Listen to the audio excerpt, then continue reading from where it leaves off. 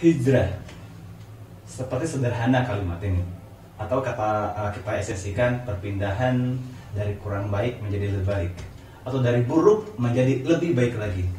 Tapi para ulama juga mengatakan bahwa hijrah itu adalah perpindahan Rasulullah dari Mekah ke Madinah. Ada juga mengatakan bahwa hijrah itu berat, capek, repot.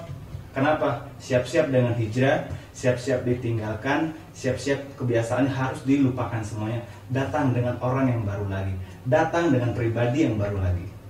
Bagaimana tentang hijrah Anda? Macarum kali ini bersama saya Ramarian. Jangan kemana-mana.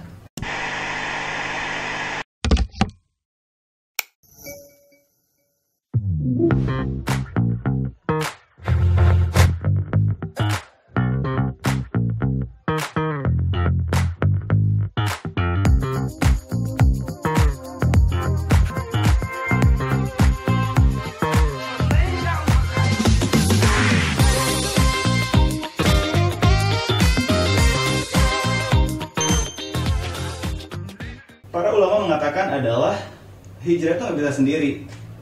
Pertama, orang hijrah punya dua sahabatnya. Pertama adalah Allah, yang kedua adalah sahabat atau manusia yang selalu mengingatkan akan Allah. Masya Allah, luar biasa. Banyak sekali cerita-cerita hebat mereka yang berhijrah sangat luar biasa.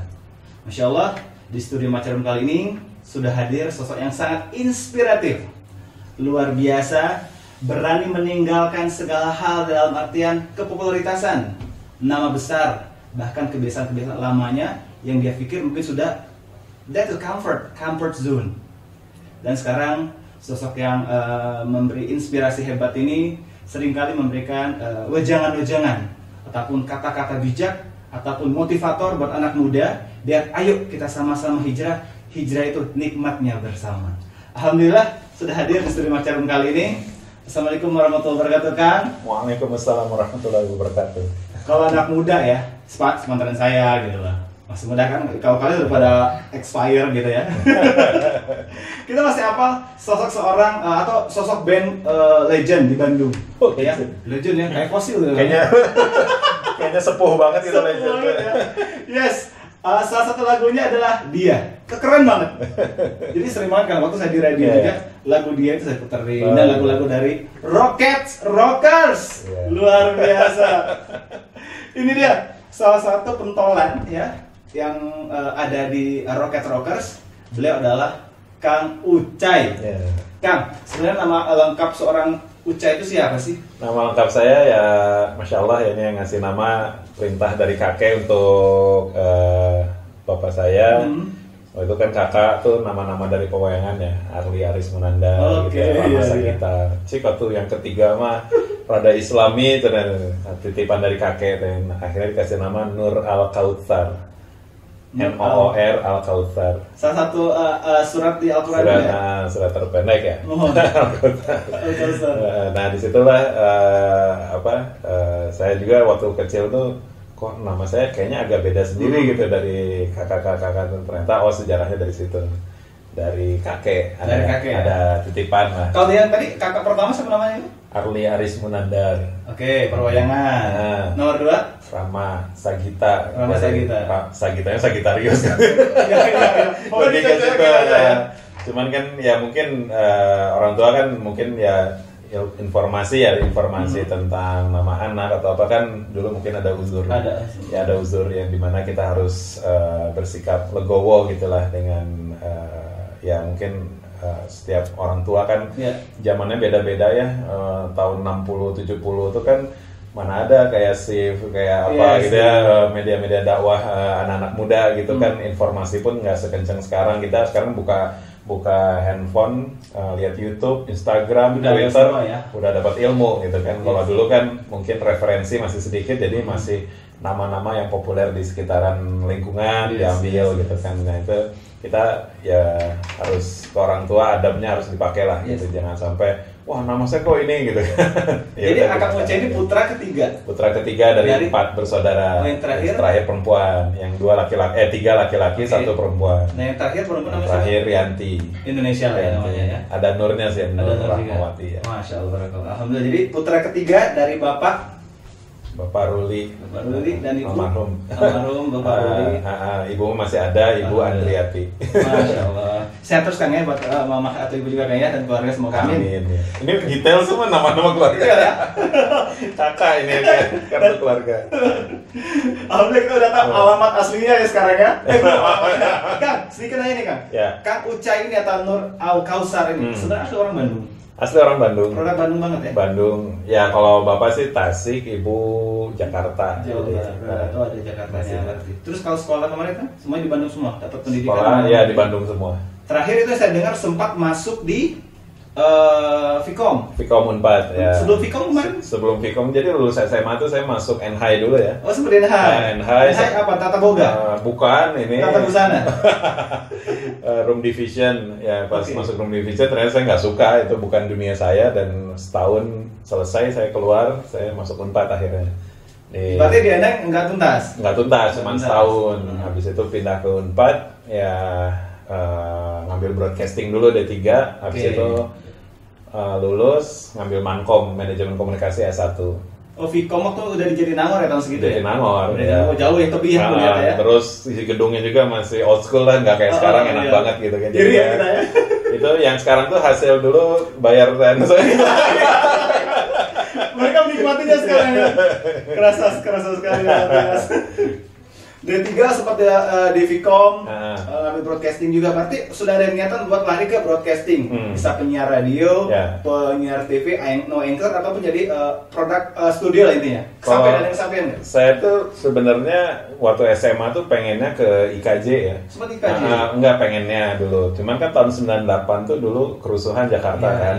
Jakarta ketika Soeharto lengser, Jakarta rusuh, ada penjarahan apa segala macam. Pas nonton berita, tuh kata bapak saya, mau nggak kuliah di Jakarta kayak gitu tuh keadaannya. Waduh gitu. Jadi kan udah nggak minat lah lihat Jakarta kayak gitu ya. Akhirnya yaudahlah cari-cari yang lebih ini ya, broadcasting kayaknya oke nih, nyoba aja, karena saya kan basicnya pendiam, saya tuh jarang ngomong gitu, kalau nggak di toilet tuh ngomong gitu, jadi kayaknya saya harus masuk ilmu komunikasi biar ngobrol gitu. Gitu. Nah, ya data terbaru selain di NHI, terus juga sempat di Vkom 4, dan sempat juga ke manajemen komunikasi. Di mana? Di Dago Pojok Unpad. Unpad juga. 2007 itu. Ya, lulus 2007. Nah, harusnya lulus 2006, cuman ya karena skripsi kehapus waktu itu. Udah 80 halaman kalau nggak salah, mati lampu waktu itu teh, lupa ke save. Waduh. Terus si komputernya tuh error, terus pas saya buka lagi Windows biasa tuh, tapi ada kotak merah tulisannya damage. Ini apaan? Pas dibuka, wah udah skripsi itu tinggal 1 lembar, terus ada kode-kode apa gitu. Waduh, ini virus nggak tahu apa gitu. Jadi ya udah qadarullah. Lagi seorang semua musisi nih ngeliat damage itu bisa jadi lagu kayaknya ya. Iya kan? Bisa aja kan? Cuman dulu udah bete duluan, jadi nggak mau diinget-inget lagi. Oke. Masya Allah, sekarang makin tersisir, makin kesini. Beres manajemen komunikasi 2007. Nah, waktu di kuliah itu sudah mengenal musik? Sudah mulai aktivitas di udah, jadi saya lulus SMA tuh ya kuliah dulu setahun NHI, tahun 99-nya masih freshman year lah ya. Itu masuk Rocket Rockers. Langsung gitu? Atau ada band sebelumnya yang... Ada, kalau sebelumnya sih saya ngeband dari tahun 94 lah. Tapi dulu masih drummer. Baru lahir ini kan? Ya, dulu masih jadi drummer. Jadi vokalis tuh pas nyoba-nyoba, pas ini ikut pas perpisahan sekolah, prom night. Tapi nggak night sih, day itu. Soalnya siang acaranya. Pensi lah ya. Nah pas prom itu kita main, saya pertama kali jadi vokalis di situ. Cuman kata anak-anak, lumayan lu aksi lu, kira-kira menghibur lah. Ya suara biasa aja sih. Cuman ada something lah ketika mau gitu, akhirnya ada selling point lah ya. Di situ saya akhirnya lebih pede jadi vokalis waktu itu. Jadi mulai nyanyi itu tahun 2000? Enggak, pas pertama nyanyi itu 98. Tapi masuk Rocket Rockers 99. Oke, 99. Nah, akhirnya gabung lah setelah maksudnya sudah menjajal tes mental udah jalan kan. Akhirnya pemantapan pematangan ini lah Rocket Rockers dengan ya alhamdulillah Rocket Rockers kemarin berapa lama kan akan bersama Rocket Rockers 13 tahun 13 tahun jadi dari tahun 99 sampai 2013 Masya Allah Kang 13 tahun itu nggak pendek ya usianya merintis dari awal juga kan ya merintis dari awal kira-kira kita pengen tahu dulu mungkin apa sih Rocket Rocker aliran tepatnya tuh. Kalau umumnya sih disebutnya popang ya. Popang ya. Popang. Kalau kayak Green Day, Blink-182 kayak gitu-gitulah. Tapi kita dulu untuk Rocket Rocker sendiri kita menamai diri kita College Punk. Karena kita dipertemukan dalam kondisi kita baru daftar kampus yang lainnya. Historinya seperti itu. Yang satu baru mau masuk Unpas gitu. Tapi kita perpaduan 3 itu Parpas. Jadi ada yang dari Unpad, saya sama Bisma, Unparnya dulu drummer kita Doni, Pasundannya Aska. Jadi Parpas. Itulah ya. Jadi kronologi berdirinya Rocket Rocker itu dari anak-anak yang baru cari kampus. Gitu. Makanya kita nyebutnya College Punk. Dulu kan semangatnya memang semangat pembeda ya. Dulu sebetulnya di scene komunitas underground tuh lagi ramenya tuh dulu hardcore punk ya, hardcore punk, grindcore lah kayak gitu. Nah si pop punk ini jarang banget bandnya kehitung pakai jari. Nah kita tuh pengen jadi pembeda, pengen jadi ada nuansa baru di komunitas gitu. Akhirnya kita ngambil segmen yang pop punk ini gitu dengan konyol-konyolannya, dengan banyak bercanda di panggung gitu, nggak terlalu serius gitu dan nggak terlalu secara politis pun nggak, kan kalau punk banyak politis, hardcore politis. Kalau kita nggak terlalu lah gitu. Ada beberapa cuman nggak terlalu fokus ke sana, tapi banyaknya lebih ke fun aja gitu. Fun ya. Karena kalau kita tahu kan biasanya punk di sana kan rada-rada nyindir kadang-kadang ya. Kalimat-kalimat juga kan kadang gimana gitu. Tapi ini benar-benar ya I'm fine, just fun aja ya. Fun sih, cuman ya ada juga sih lirik-lirik, beberapa lirik yang movement gitu. Ya ada gimana suasana hati sih sebenarnya kalau saya bikin lirik tuh nggak pernah terpaku harus gimana, cuman ngeliat kondisi keadaan sekitar kita dan juga dunia gitu, kita bikin lirik gitu kan. Kalau penyair atau penulis lirik tuh kan biasanya ngelihat sekitar dulu ya, baru dia dapat inspirasi gitu. Ada rasa rindu nggak sama Rocket Rockers? Ya pastilah itu mah, karena kan memang ujian ketika keluar tuh kan. Ya pastilah 13 tahun bareng gitu ya, ada kebiasaan yang tadinya dulu kebiasaan gitu kok berubah gitu kan, pasti ada sih. Cuman kalau saya dulu waktu itu semangat untuk nggak ngebandnya tuh lebih tinggi lagi. Dulu saya udah males banget dengan dunia tour, hidup di banyaknya di perjalanan gitu ya, entah itu darat, laut, udara gitu kan. Dan saya pengen off dulu, pengen bener-bener kembalilah ke, saya merasa udah jauh dari fitrah saya gitu kan. Sehingga akhirnya ya waktu itu memutuskan untuk keluar tuh karena memang saya sudah merasa kayak duri dalam daging lah di band tuh, kayak saya udah hati udah nggak relevan, tapi maksain di situ gitu. Jadi sehingga saya pun punya fokus lain yang memang saya tuh kayak Muslim tapi kok gini gitu. Tapi buat diri saya sendiri, saya ngelihat nama saya Nur Al-Kautsar, paling simpel gitu ya. Tapi kelakuan tuh Nur Al-Kautsar gitu. Gaya rockstar lah ya. Kelakuan jauh dari Nur Al-Kautsar lah itu. Ya muhasabah diri pertama saya dari nama sendiri sih. Saya malu sama saya membawa nama ini, bukan malu karena namanya jelek, cuman karena bagus gitu kan. Namanya bagus tapi kelakuan saya nggak sebagus namanya, sehingga bagi saya kalau buat ya sedikit ngasih tips ke teman-teman buat muhasabah diri, yang paling pertama kita lakukan, bacalah nama sendiri, coba matchkan dengan kelakuan kita. Kalau nggak match berarti something wrong with us. Ada sesuatu yang salah dengan kita. Nah itulah yang saya revisi dari diri saya pribadi gitu ya. Ya saya kenali dulu nama saya, orang tua dulu ngasih itu tujuannya apa, nama Nur Al-Kautsar berarti kan pengen ada hubungannya dengan Al-Quran, pengen ada hubungan dengan Islam. Dan disitulah saya akhirnya nyoba lagi buka Al-Quran yang sudah mungkin berapa tahun ya nggak dibuka, udah berdebu gitu ya, masih rapi ya? Malu gitu saya juga. Pas saya baca lagi surat Al-Fatihah, baca artinya, surat Al-Baqarah tuh 10 lembar pertama atau 10 ayat pertama, lupa saya. Baru baca dada udah udah kayak gitu. Itu kan Al-Baqarah tuh kan ayat-ayat pertama tuh kan lembar-lembaran pertama tuh kan itu ayat, ya surat termasuk surat ruqyah kan ya.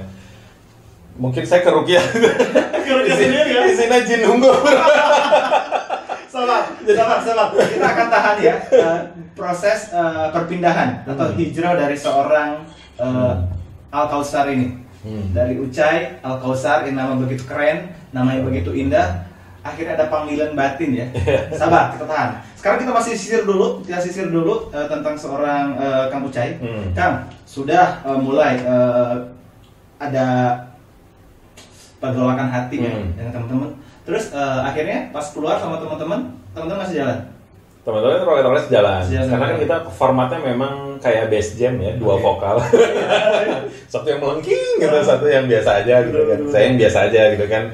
Jadi ketika saya keluar pun, ini band masih bisa jalan gitu. Memang mereka pun jalan, dan karena mungkin belum ada alternatif lain ya, mereka emang untuk penghidupan di situ. Kalau saya memang dulu saya penghidupan dari situ, uangnya maksudnya dalam artian dana terbesar untuk survive hidup itu dari situ. Sama rocker Daripada pekerjaan yang lainnya. Cuman ketika saya udah rubah konsep pemikiran, ya akhirnya saya memilih jalan lain. Ya teman-teman masih di sana ya. Saya sih respect aja gitu, maksudnya nggak gimana, ya saling mendoakan aja lah. Amin. Semoga jadi satu cerita indah semuanya nanti Kang ya. Amin. Masih terus sebelum kita tanya beliau tentang nikmatnya beliau hijrah ya, sahabat Mas ya, kita akan bertanya juga sekarang. Kalau tadi bisa ngomong masalah pemasukan terbesar dari Rocket Rockers, sekarang seorang Ucai ini sudah mempunyai brand sepatu sendiri yang di Bandung. Apa nama brandnya Kang? FYC Footwear. FYC Footwear. Itu FYC itu kepanjangannya ini Forever Young Crew. Forever Young Crew. Itu udah berapa tahun? Dari 2012 berarti. Oh, jadi nyambung ya? Keluar dari sana. Jadi saya udah prepare buat fondasi dulu buat ya. Fondasi, buat bisnisnya. Masya Allah. Jadi Kang, bisnis sepatu ini manly, cowok aja. Memang sih secara looks-nya banyaknya ke cowok ya, karena skateboard dan BMX ya, extreme sport si sepatunya. Tapi buat sekolah juga bisa, sehari-hari bisa, ke kampus bisa. Cuman ya cewek pun akhirnya ada yang beli juga, karena mereka pun ada juga yang suka pakai sepatu yang kayak cowok gitu kan. Ya kita pun akhirnya memfasilitasi lah beberapa yang pendek-pendek tuh dengan warna-warna cewek ada juga sih. FYC. Tapi fokusnya banyaknya emang ke cowok sih. Baru sudah 7 tahun ya? Ya sekitar 8 tahun ya. Sedang ngisi dunia bisnis Indonesia, sedang ngisi pusat sepatu Bandung juga ya. Masya Allah. Sudah mulai merintis, bubar dari atau keluar mengundurkan diri dari Rocket Rockers, jalanlah seorang Kang Ucai buat berbisnis sepatu. Nah, tapi mungkin masih ada naluri ingin berdakwah, tapi masih ada hati yang masih ingin bernyanyi. Perperangan di dalam hati ya. Satu tetap pengen dakwah, Pak. Satu ingin dakwah, tapi pengen dengan menggunakan kalimat-kalimat indah, syair ya. Maka sekarang dengan akapela terbentuklah MP Boys. That's right. MP Boys itu apa Kang? Ya grup, kita nyebutnya grup apa ya, voice only lah ya. Karena akapela itu waktu itu ada yang bilang jangan pakai istilah akapela lah, karena kan akapela itu kan memang diambil dari ini ya, kapel tuh gereja gitu kan. Nasyid dong ini. Kalau kita maksudnya ke nasyid voice only.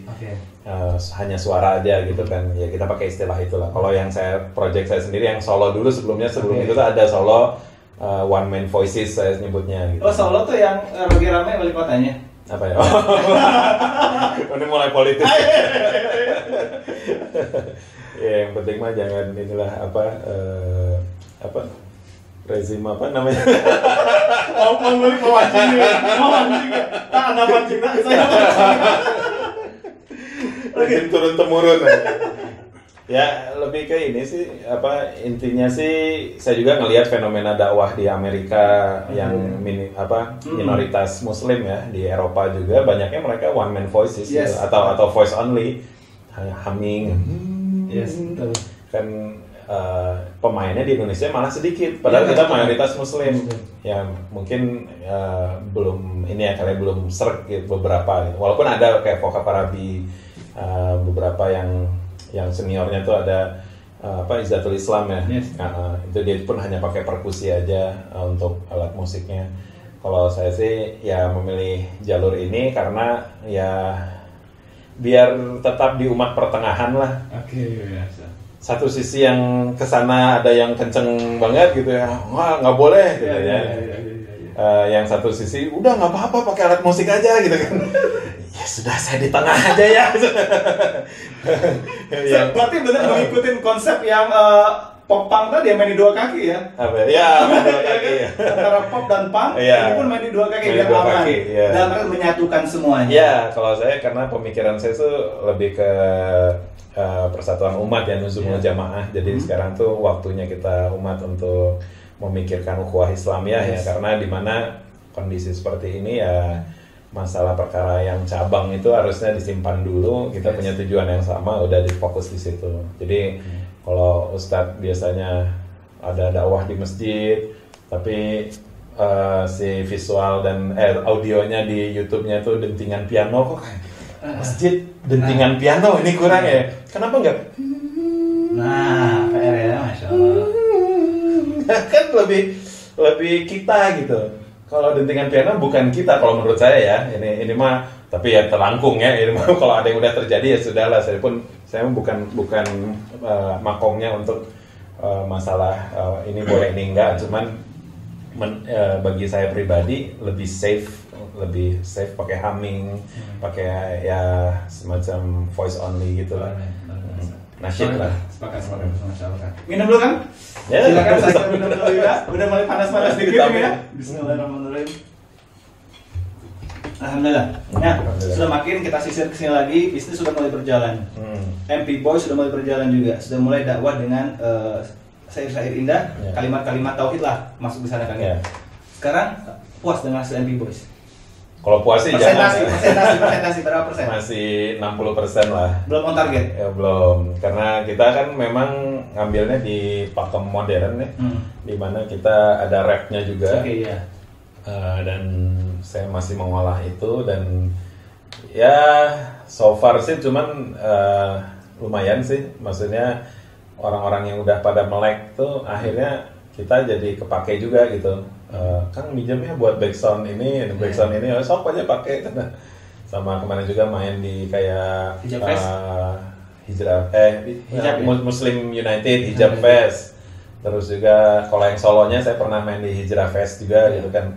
Karena di Hijrah Fest juga panitianya kebagi dua. Ini musik boleh, nggak boleh gitu. Jadi yang tengah siapa? Si Ucai, diundang. Sampai ada grup nasyid yang masih pakai alat musik pun ketika main di Hijrah Fest itu jadi akapela. Jadi ya istilah umumnya akapela kan. Jadi akhirnya udah di akapelain aja. Ya udah voice only berarti ya voice only. Akhirnya mereka pun jadi voice only, curhat di belakang panggung. Ya kan sebenarnya kita masih pakai musik gitu. Cuman ini ya mintanya gitu ya. Ya udah dijabanin aja lah gitu. Ya udah di tengah aja gitu. Akhirnya saya mulai. Kalau saya kan saya mah bukan ahli ilmu ya, jadi hanya bisa berhati-hati aja. Itu nggak maksain juga. Kalau yang masih pakai musik ya itu mah silakan punya tanggung jawab masing-masing gitu ya. Kang, coba kita sounding ke sobat Maca Kang. Apa dong IG dari MP Boys? MP Boys itu MP ya _ 2 kali Boys. Nah, atau YouTube-nya boleh kalian lihat gimana perform. YouTube-nya cari aja MP Boys Dunia. Itu single pertama kita Dunia. Yes. Asik, kalimatnya juga menyentuh, dakwanya beda. Jadi dakwah nggak harus kita duduk depan kita guru gitu. Ya, kalau kita ya sesuai dengan ini ya, dengan lingkungan kita. Dulu saya ada di mana, gaya komunikasinya pun harus seperti itu. Karena itu yang dijalankan oleh Rasulullah SAW kan, mensamakan frekuensi komunikasi dengan lawan bicaranya gitu. Ini ada proses balas dendam nggak dalam sekian tahun di dunia musik, ya kan? Sekarang ya Allah, umur udah sekian, udah banyak, gua harus balas dendam dari kejadian yang lama dengan dakwah atau kebaikan lainnya. Ada nggak saudara seperti itu? Emang udah targetnya seperti itu? Sampai keluar dari rocker-rocker yang menghasilkan banyak uang? Ya sebenarnya kalau istilahnya mungkin bukan balas dendam ya, bayar dosa lah. Bayar dosa. Lebih polite ya itu ya. Kalau balas dendam tuh kayaknya gimana gitu ya. Ya bayar dosa, dulu saya mungkin banyak menginfluence hal-hal yang kurang baik gitu ya. Dan ketika sekarang ya saya pengen bayar dosa yang dulu gitu ya, dengan pola yang seperti ini gitu. Mudah-mudahan Allah ridho gitu, karena saya pun ya ketika ngambil One Man Voice ini juga masih deg-degan gitu kan, masuk studio lagi, rekaman lagi, cari referensi lagi gitu kan. Nah ini yang jadi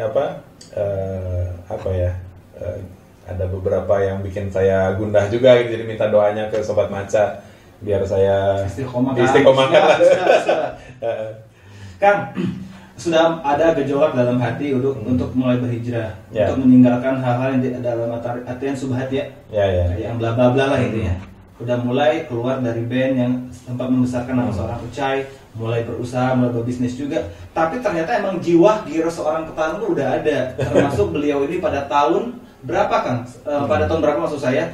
Sudah mulai tergerak untuk gabung di Indonesia Tanpa Jil. Itu luar biasa loh, ya. Itu masih di Rocket Rockers atau? Masih di Rocket Rockers, tapi udah terakhir. Batin, ya? Udah. Waktu itu memang saya tahun 2012 awal, anak-anak Rocket Rockers itu udah tahu duluan saya mau keluar. Tapi saya harus bayar bayar tanggung jawab sampai akhir tahun 2013 itu. Makanya per tanggal 1 Januari 2013 saya udah selesai di Rocket Rockers. Nah, di tahun itu tuh saya pun waktu itu masih hati-hati ya untuk nge-tweet apa gitu. Tapi pas saya udah klaim ke teman-teman, saya pengen keluar ini tuh gini. Oh ya sudah, beresin dulu yang ada, nanti ya akhir tahun. Hubungan sangat baik banget berarti sama teman-teman. Alhamdulillah ya, sekarang pun masih masih ada project-project kolaborasi lah yang nanti mungkin surprise. Tunggu tanggal mainnya ya. Tunggu tanggal mainnya. Indonesian Tanpa Jil itu dalam artian kan termasuk yang orang-orang yang vokal ya, orang-orang kan suara yang didengar gitu. Kang, emang gabung di sana atau sempat berkegiatan apa di? Ya, bahkan saya jadi korcap Bandung. Oh, rupanya beliau ini. Ya, dulu saya korcap Bandung yang kedua. Yang awal ada namanya Jaldi pindah ke Jakarta, diserahkan ke saya tanpa teneng alih-alih, saya ditunjuk langsung kan. Jadi ya memang sistem inilah warisan gitu. Jadi saya dapat tanggung jawab juga waktu itu. Asalnya saya di divisi kreatif kan waktu itu. Ya, Indonesia Tanpa Jil saya bergabung karena memang keresahan saya di situ. Keresahan saya di orang-orang Jil ya, yang belum tahu Jil itu jaringan Islam liberal. Mereka adalah orang-orang yang pinter secara hasanah ya. Karena mereka dulunya santri, mondok, saya mau bukan gitu ya. Tapi karena mereka dapat beasiswanya ke Amerika ya, ke Boston, ada yang kemana juga, dan dibayarin sama foundation dari sana juga. Tapi ya itu mindset Islamnya diubah gitu kan. Yang tadinya Islam tuh mindsetnya harusnya gini. Tapi mereka memandang Islam harus memakai kacamata sekularisme, pluralisme, dan liberalisme. Hancur. Dan mereka pulang dengan mindset seperti itu, ingin mengubah pemikiran Islam di Indonesia dengan kacamata sekularisme, pluralisme, dan liberalisme. Akhirnya terjadilah kekacauan di Twitter. Waktu itu kan lagi ramai Twitter, karena mereka banyak bercuap-cuapnya di Twitter, dan kalimat-kalimatnya saya aja yang bodoh secara agama ketika baca tweet mereka gitu ya. Saya dalam hati teh, sabawang-bawangna urang gitu. Senakal-nakalnya saya nggak berani ngomong kayak gini gitu. Ada salah satu tweetnya Ulil Absor, sebut aja ya. Dia itu nge-tweet kurang lebih kayak gini, kita harus kata-katanya nuansanya sangat akademis ya. Buat anak SMA yang baru masuk kampus tuh ngedenger itu tuh, wah kayaknya udah hebat gitu kan. Kan anak SMA banyak yang terbuai dengan kalimat-kalimat akademis kan ya. Nah, karena baru tahu kosakatanya gitu, langsung taklid gitu. Padahal itu racun isinya. Nah, kalimatnya seperti ini. Kita harus meninjau ulang kembali kefinalitasan Nabi Muhammad SAW karena ajarannya sudah membawa banyak korban. Nauzubillah. Pertama kalimatnya, harus meninjau ulang kembali kefinalitasan Nabi Muhammad berarti dia nggak percaya Nabi Muhammad Nabi terakhir. Padahal dia Islam kan? Iya, padahal ini Muslim gitu. Ini apa-apaan? Yes. Saya yang masih punk rock gitu kan, woi, gitu pengennya gila lo ya, pengennya tuh marah-marah gitu kan. Gue aja bandel tapi gue nggak berani kayak gini urusan agama mah gitu kan. Yang lain juga ada yang nge-tweetnya tuh aneh-aneh gitu kan. Sampai akhirnya saya nggak tahu mau gimana, kesel, nggak punya ilmu yang dalam gitu ya tentang agama, tapi ini larinya kemana? Akhirnya dipertemukan lah dengan teman-teman yang nggak tahu siapa di timeline mengcounter mereka. Terus ada yang notice ke saya, Ucai nggak suka juga sama Jil ya? Masya Allah, kamu padahal iya dah, oke saya tuh resah tuh lihat baca yang kayak gini, langsung jadi banyak yang follow, banyak teman baru di situ, dan saya lihat tweet-tweetnya tuh, Masya Allah ini cara mengcounternya tuh cantik gitu, bagus, terus kalimatnya wah keren. Akhirnya saling follow semua, dan situlah ada gerakan tiap hari itu nge-counter Jil, karena mereka pun tiap hari nyerang terus ya. Mereka istiqomah dalam kebatilan, kenapa kita tidak istiqomah dalam kebenaran gitu kan? Gitu. Nah itulah yang bikin saya giroh saya makin gitu. Jadi di pikiran saya itu karena giroh keluar, urusan dunia itu udah makin kecil di kepala saya.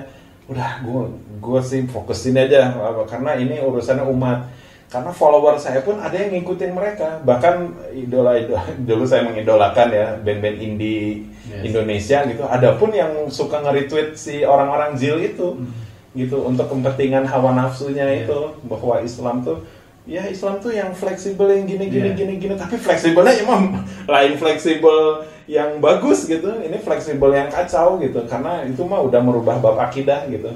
Dan situlah akhirnya saya dengan semangat itu saya dapat teman-teman baru.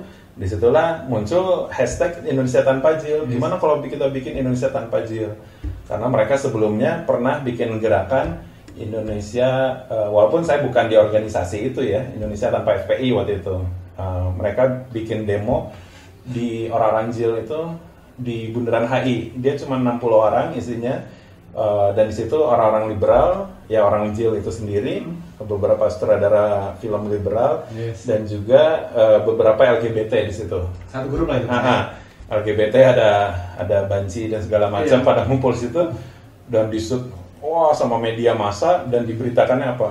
Rakyat Indonesia tumpah ruah ke Bundaran HI menolak FPI. Dihitung 3 orang. Nah, dari teman-teman tuh ada yang ngeliput itu ke sana juga. Apaan itu? Curun 60 orang. Terus di Twitter kan emang pada suka bercanda gitu. Wah, cuma 60 orang, terus diliatin foto-fotonya gitu. Udah kita bikin gerakan counter mereka aja. Terus keluar tuh, bikin ini aja Indonesia Tanpa Jil. Itu dalam satu hari yang nge-retweet banyak banget gitu. Si hashtag itu gitu. Oh iya, Indonesia Tanpa Jil. Jadi yang gemes udah banyak ternyata. Saya potong ya, Pak. Kan tadi yang datang cuma 30-60 orang gerakan yang di dalam Jil Mania ya. Ada LGBT, ada Jilnya, ada yang bla-blanya semua. Hanya segelintir orang, tapi kenapa pergerakan begitu masifnya kalau di media, Bang? Karena media mendukungnya.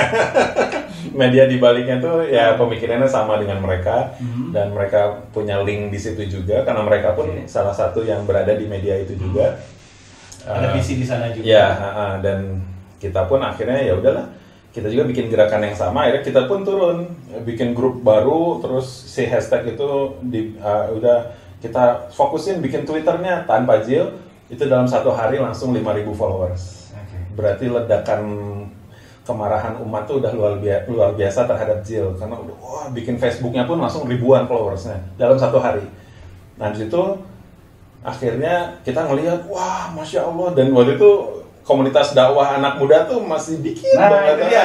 Saya potong lagi. Ini rada-rada heran dan hebat menurut saya. Seorang Ucai itu langsung masuk ke atau gerakan Indonesia Tanpa Jil.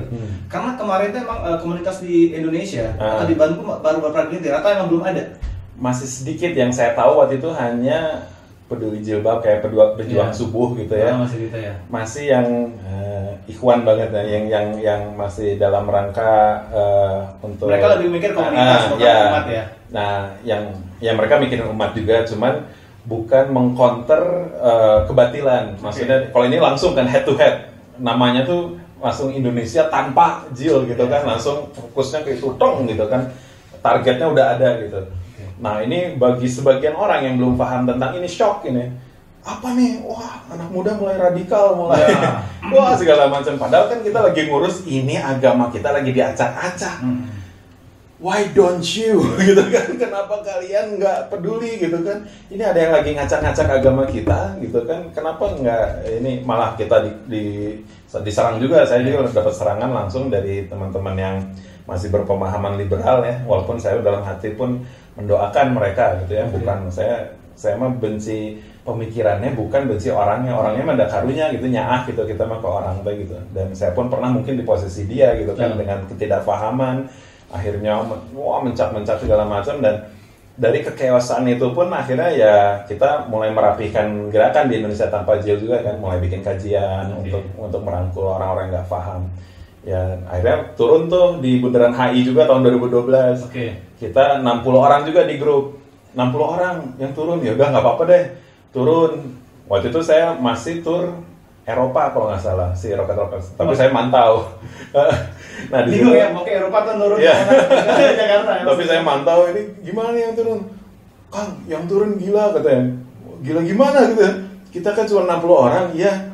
Cuman ini nyebar ke ormas nih. si yang aksi kita mau turun ini, akhirnya yang turun berapa? 11.000. Jadi sebelum 4.11.212 tuh itu ribuan orang tuh udah turun mengcounter liberalisme itu ya, pemikirannya orang-orang Jil itu. Jadi mungkin dari FPI, dari FUI segala macam tuh pada ikut semua gitu. Jadi jadi seru ya. Saya dari omongan Kang Ucai jadi ingat omongan guru kita Ustaz Abdul Somad, kita buat kerumunan ini jadi sebuah kekuatan. Itu Kang ya. Terus sempat dikatakan bahwa Kang Ucai dan teman-temannya radikal ya. Iya. Saya sempat gitu juga. Saya dapat surat terbuka dari mantan manajer yang inisialnya S ya. Dia nggak percaya loh di COVID sampai sekarang salah satunya. Iya. Percaya sampai sekarang. Dan disitulah surat terbuka bikin blog kan dia, terus di ininya sama media juga. Sama media, sama band-band yang setuju dengan pemikiran dia kan, band-band kan followernya ratusan ribu tuh dulu. Pas itu saya bangun tidur, mention di Twitter tuh 99 plus. Akhirnya tidur lagi tutup lama. 99 plus. Pas saya buka, deng, surat terbuka gitu. Wah, gimana? Wah, sampai semua caci maki gitu. Alright, gimana Cai? Jawab dong, gini lu. Kan disebutnya saya tuh anti pluralisme gitu ya. Karena teman saya pakai baju pluralisme injak saja. Emang bajunya keras gitu sih secara tulisannya. Saya nggak dipakai, saya emang nggak pakai baju itu, cuman teman saya foto bareng dengan saya, dan foto itu nyebar, muka saya dicoret, seakan-akan saya yang pakai baju itu. Gitu. Nah disitulah akhirnya, wah diramein nih, saya musisi anti perbedaan, musisi anti kebinekaan, wah segala macam. Ya elah, gitu. Cuman dari situlah saya pun ya istighfar, terus saya pun jawab dulu, bentar ya guys, saya baru bangun nih, baru buka timeline. Saya nonton SpongeBob dulu sebentar ya. Dibikin fun. Walaupun memang waktu itu wah ini pusing juga nih ngadepin banyak orang yang mention gitu kan. Counternya itu kan. Ya udah baik dan tenang ya. Untuk merilekskan diri itu saya buka Al-Qur'an. Bukanya random aja. Tapi karena Quran itu mungkin sifatnya aksioma gitu ya, selalu connected dengan apa yang sedang kita alami gitu, pas saya baca jadi saya lebih tenang gitu kan.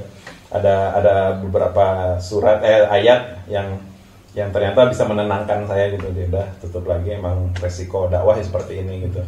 Ya sudah, dari situ ya udah terjadilah perpecahan teman-teman yang dulunya wah gimana mulailah kelihatan aslinya gitu. Mana yang mulai ditinggalkan, mana yang support saya, mana yang meninggalkan saya langsung. Itu kelihatan banget langsung sama Allah tuh dikasih langsung kayak minyak dan air tuh diliatin gitu. Ya disitulah saya mulai paham di mana kita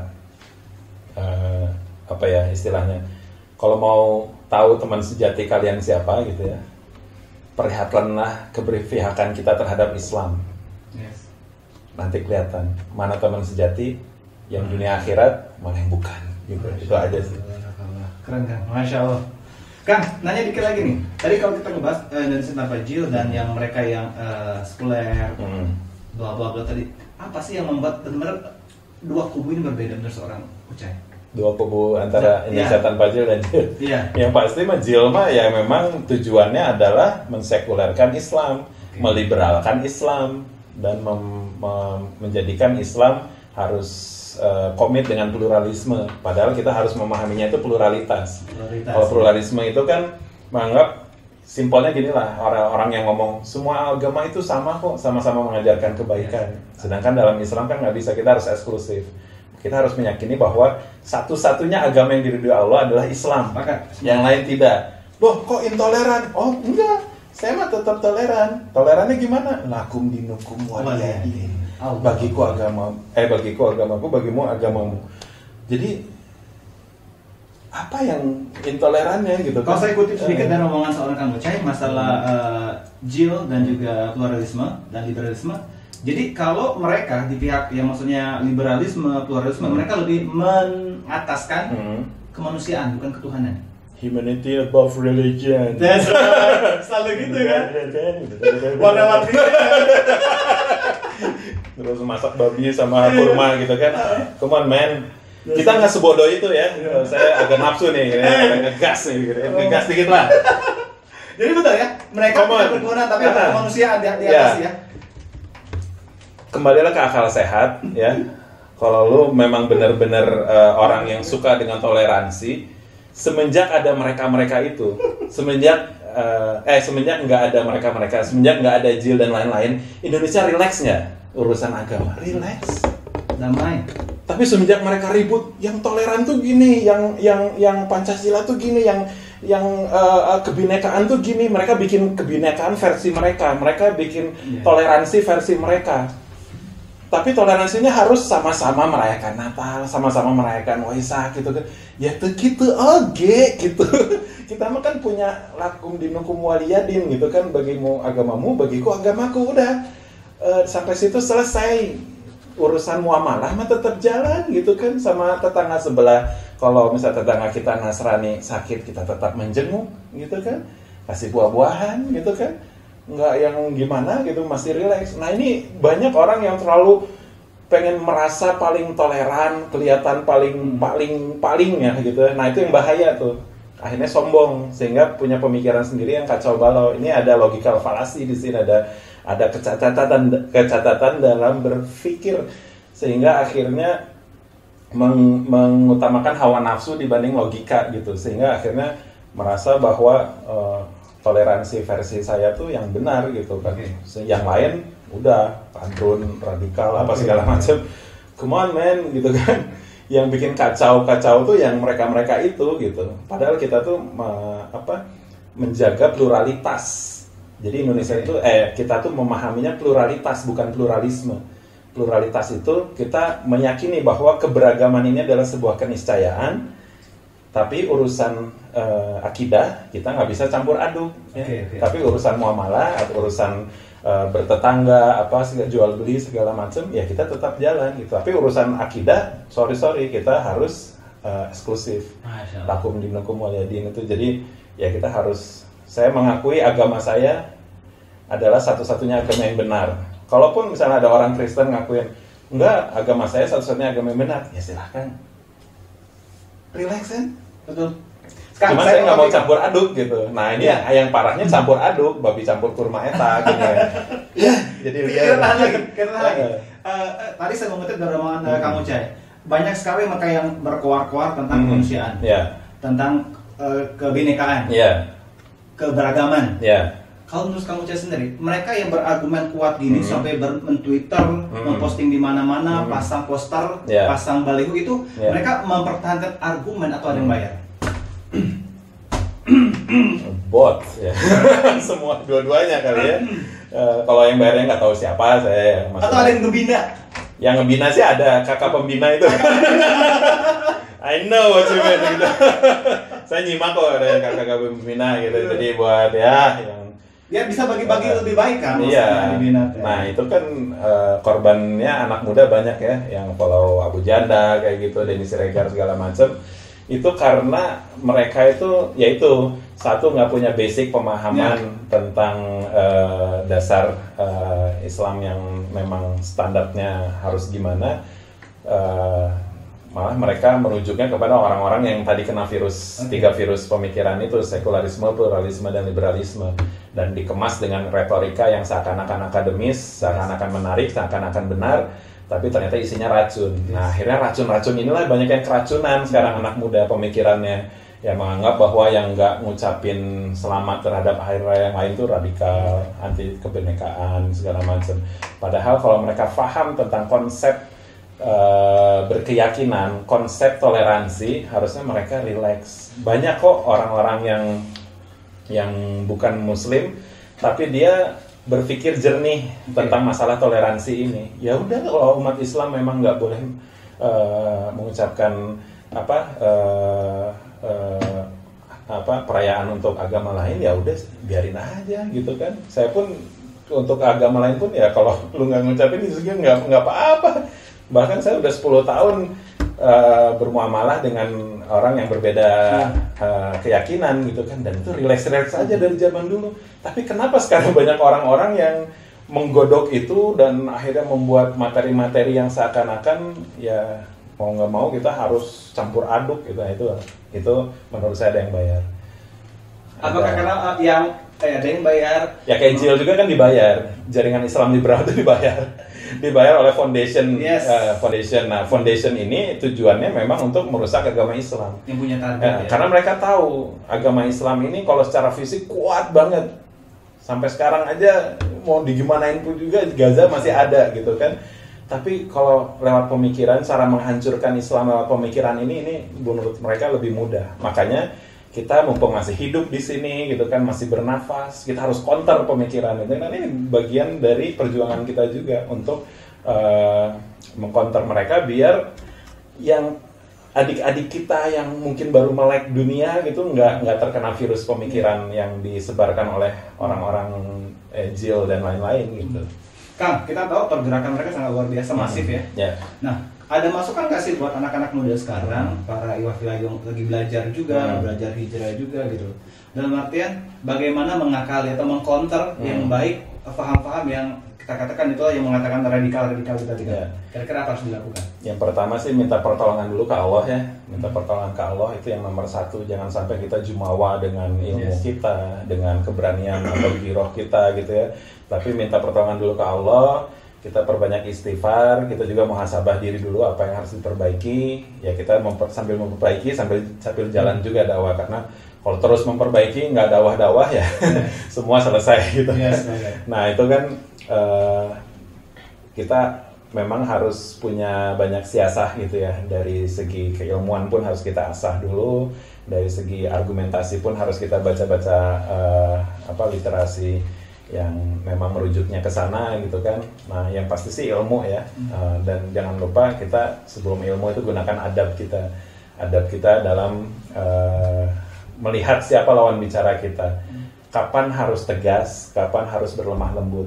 Nah, ketika ada orang yang memang dia secara pemahamannya itu selalu punya misi gitu ya untuk menghancurkan Islam, kita boleh tegas.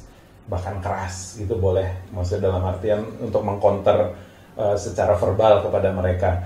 Tapi kalau masih teman main, teman yang jalan dan dia nggak paham tentang konsep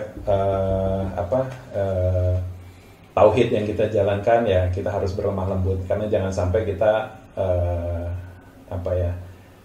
memberikan berlian tapi dilempar ke muka gitu. Tapi berikanlah dengan adab yang baik gitu. Kang, kalau itu perkembangan sampai dengan tahun 2020 ini, perkembangan dari grup-grup sebelah sana itu kan udah sampai mana sih masifnya, persentasinya? Yang pasti untuk mengakui mereka sebagai jaringan Islam liberal, mereka udah malu. Alhamdulillah Indonesia Tanpa JIL udah bisa membuat JIL jadi nggak keren. Yang dulunya JIL itu keren. Mereka dulu di bio Twitternya itu disebut founder of jaringan Islam liberal. Wah, udah pride gitu. Sekarang nggak pada dihapus. Mereka pun ada yang melebur ke Islam Nusantara, ada nggak tahu lah nama-nama itu ya.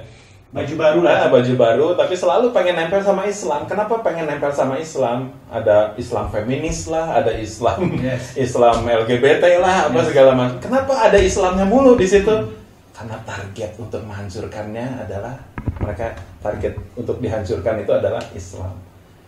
Gitu. Jadi yang jangan terbuai dengan gue feminis Islamis kumaha. Sakalian wes satanis Islamis gitu. Kumaha kan kita memang orang yang berlumur dosa segala macam, tapi kita at least tahu mana yang benar, mana yang salah gitu ya, dan kita pun menjaga agar kita tidak terjerumus kepada dosa yang besar gitu kan. Tapi ini dosa pemikiran ini ngeri men gitu, maksudnya teh lu ngeluarin pemikiran yang bilang nggak apa-apa LGBT, emang kenapa kok LGBT selama dia nggak ngerugiin lo, cek saha gitu kan. Azabnya sudah ada di kaum Lut gitu kan, bahwa itu tuh batu panasnya tuh dimention langsung, jadi mention tuh udah ada dari dulu namanya. Selalu dibacanya ya. Nggak mungkin nyasar ke orang yang lain selain ke para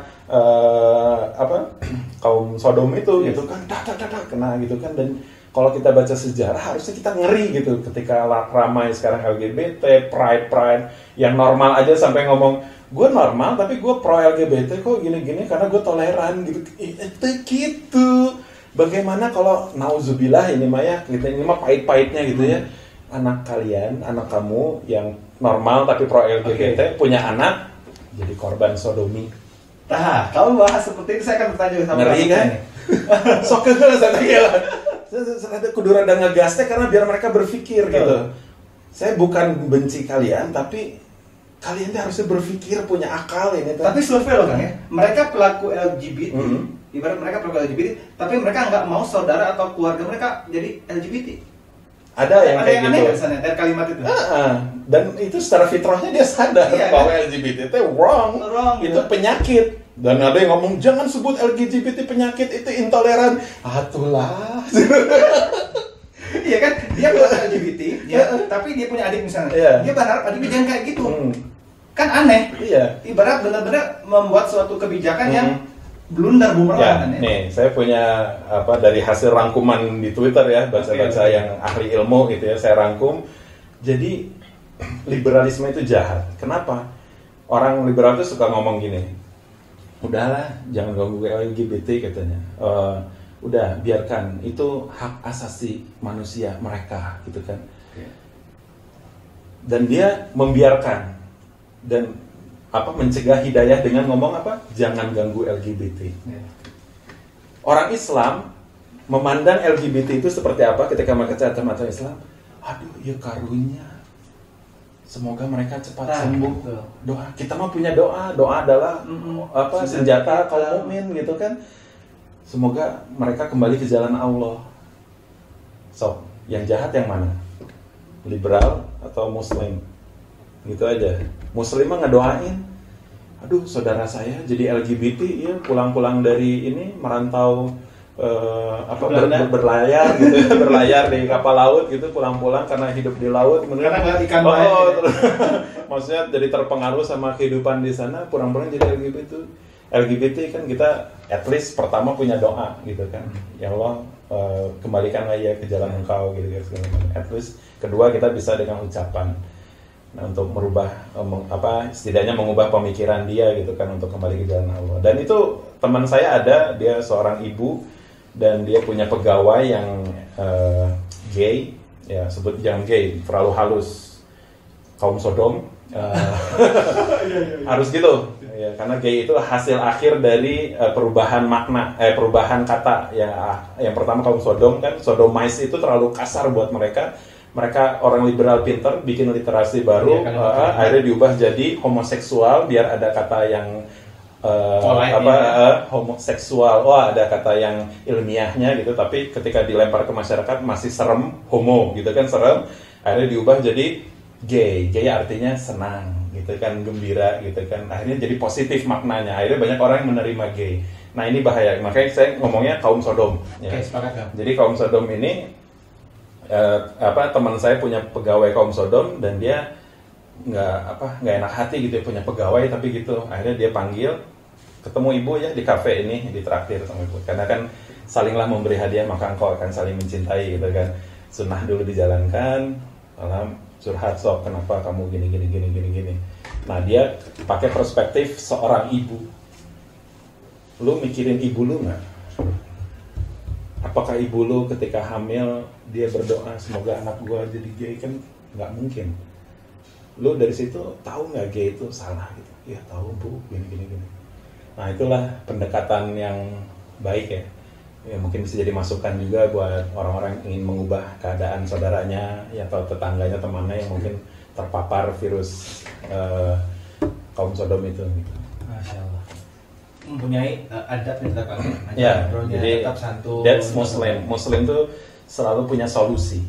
Kalau liberal solusinya apa? Biarkan saja. Dan mereka mencegah hidayah dengan apa? Jangan ganggu LGBT. Dia mencegah hidayah kan. Yes. Mengcover dia. Iya, lu intoleran dengan LGBT. Nah, itu. Masya Allah, materinya makin keren sebenarnya. Tapi waktu kita terbatas nih Kang. Iya, teman-temannya kayak kita ngobrol sama Kang Uci nggak cukup 1 jam. Ya, ini bareng bahas satu belum dibahas padahal cover doang ini. Iya kan ya? Iya kan Uci? Iya. Masih banyak sekali sebenarnya akan kita tanyain. Saya udah curiga, saya kalau ngebahas ini pasti panjang banget. Coming soon akan kita culik beliau ya. Jadi kalau kepada Wafila, buat sobat Manca juga yang ingin bertanya langsung, ibarat pengen pencerahan nih dari seorang Kang Ucai, boleh kemana Kang? IG-nya Kang? Instagramnya al-aka ucai. Nah, lihat di sana al-aka ucai, dan boleh juga kepada Anda Wafila sobat Manca, jangan lupa terus lihat dan kepoin Instagram dari Manusia Cahaya, manusia_cahaya, dan lihat juga di YouTube channel Manusia Cahaya. Kang, terima kasih sekali ya. Luar biasa dari Kang Ucai pencerahannya tentang dalam kita tadi mau bahas tentang hijrahnya padahal ya. Cuman dari ngomongnya saya juga pasti orang udah tahu saya ke arah mana gitu kan. Iya. Titiknya, tapi titik nolnya itu sudah mulai dari peperangan hati sebenarnya, peperangan batin ya. Jadi kalau mau disingkat ya, hijrah saya ini hijrah pemikiran. Yang dulu saya memandang kehidupan memakai kacamata liberal, saya simpan kacamata liberal itu, saya buang. Akhirnya saya memakai kacamata Islam dengan sedikit demi sedikit. Akhirnya setelah memakai kacamata Islam, saya memandang kehidupan itu sedikit ya, seiring ilmu yang masuk, akhirnya semakin jelas. Masya Allah. Karena ya itulah yang menjadi tolak ukur keimanan seorang adalah ujung-ujungnya adalah nanti bab keberpihakan ya. Yes. Kemana hati kita cenderung, apalah ke kebatilan atau ke jalan Allah, itu aja sih. Tetap pertimbangkan dan lakukan amal ma'ruf. Masya Allah. Luar biasa. Terima kasih sekali Kang Ucai. Luar biasa ya. Terus semoga Allah memberikan kemudahan, kelancaran dakwahnya Kang Ucai dan keluarga juga. Semoga Kang Ucai istiqomah. Kita tunggu lagi waktu selanjutnya bahasan kita bareng Manusia Cahaya Kang ya. Oke. Baiklah, Wafila, tadi obrolan singkat kepada Kang Ucai. Asik ya, walaupun baru kulitnya doang ya. Kita insya Allah akan kita bajak lagi waktu beliau untuk kembali ngobrol-ngobrol bareng Kang Ucai. Nah, sekarang waktunya kita masuk on season, yaitu adalah 1 second 1 question. Pegang ini. 1 second 1 question ini Kang Ucai hanya menjawab cepat saja. Ya. Tidak boleh berpikir ya. Oh, tidak boleh berpikir. Maksudnya tidak boleh lama. Jadi kayak Patrick gitu. Oke. Sendi. Pokoknya waktunya langsung jawab Kang. Ya. Oke. Kang Ucai atau Nur Al-Kausar. Ya. Orang lain tidak pernah tahu bahwa cita-cita saya dari kecil adalah jadi polisi. Jadi polisi. Al-Kausar. Ya. Barang apa yang paling mahal yang dimiliki sekarang? Cuma motor. Alhamdulillah motor cuma motor. Astagfirullah ini. Nah, masih ada kan sisa-sisa dulu nih. Astagfirullahaladzim. Kang Ucai, jawab santai. Ya. Bahasa Inggrisnya run artinya lari. Sepakat ya? Ya. Run artinya running atau lari. Ya kan? Work kerja atau working. Kalau song artinya lagu. Kalau songong belagu. Belagu. Kang Ucai, sekarang kita sedikit tambah-tambahan dan ilmu matematika. Ya. Waduh. 25 kali 3 kurang 50 tambah 10 sama dengan 40. Tahu berapa? Ngarang. Ya, saya jelek matematika. Kang Ucai, nyanyikan sepotong lagu hit dari Rockers. Kaulah yang bisa membuatku lepas tertawa di saat kita berbagi. Ya. Oke. Kang Ucai, Ya. sebutkan Pancasila sila pertama. Ketuhanan yang Maha Esa. Kang Ucai, Ya. bacakan satu ayat dari surat favorit dari Kang Ucai. A'udzu billahi minasyaitonir rajim. Bismillahirrahmanirrahim. Yas'alunaka 'anil anfal. Qulil anfalu lillahi war rasul. Masya Allah, barakallah. Kang Ucai atau Al-Kausar, mengundurkan diri atau dikeluarin? Mengundurkan diri. Kang Ucai, Ya. pedang atau panah? Panah. Kang Ucai, NKRI menurut saya Tempat lahir beta. NKRI sebuah wilayah saja. Islam menurut saya Perfect. idola saya adalah Muhammad SAW, Nabi Muhammad SAW. ceritakan singkat tentang seorang yang maha indah ini. Ceritakan singkat. Beliau sebaik-baiknya contoh, karena kemaksuman atau kesempurnaan itu sudah selesai seiring wafatnya beliau Nabi Muhammad SAW. Setelahnya sudah tidak ada lagi orang yang sesempurna beliau. Allah selalu berikan lagi. Kang Ucai, saya pernah bohong ketika Susah banget ini. Pasti suka. Gimana pertanyaannya? saya rubah. Banyak yang tidak pernah tahu bahwa saya pernah Gimbal. Kang Ucai, yang tidak paling saya sukai dari diri saya Perut.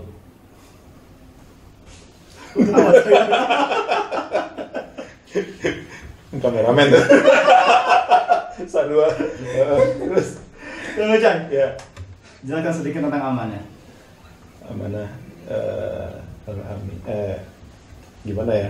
Ngejelasinnya ya Allah, susah banget ini. Amanah sesuatu yang harus ditunaikan. Kang Ucai, hal terburuk dari diri saya yang pernah saya lakukan. Apa? Hal terburuk yang pernah saya lakukan akan diri saya. Hal terburuk Yang pernah saya lakukan akan diri saya. terburuk ya. Aib nggak ini? Silakan. Mencontek. Mencontek. Hal yang perlu saya ingat-ingat akan hidup saya. Kebaikan orang lain. Masya Allah. Kang Ucai, istri saya tidak pernah tahu kalau saya pernah. Ini susah. Kalau saya pernah apa ya? Jawab jujur. Istri saya tidak pernah tahu bahwa saya Pernah ngecat rambut. bohong. Ya oke, diterima. Kang Ucai, sudah dengan pilihan 1 atau 4? Apa Pak? Siap 1 atau sampai 4? Insya Allah. Poligami menurut saya Syariat yang diperbolehkan apabila mampu. Allahu Akbar. Terima kasih Kang Ucai. Susah banget itu. Amanah. Kela ini ngajelaskeun aku mah. Amanah. Alhamdulillah luar biasa ya.